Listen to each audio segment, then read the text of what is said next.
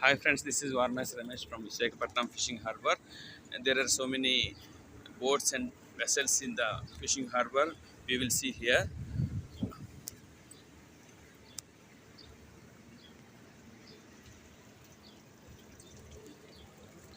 In the bottom of the boat, some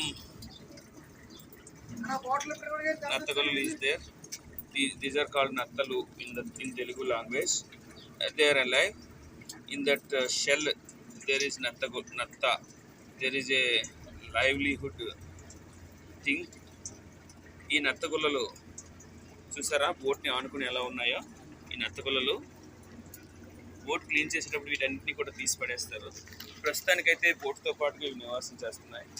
బోట్ని ఆనుకుని నత్తగుల్లలు ఇలాగా తన జీవనాన్ని కొనసాగిస్తున్నాయి.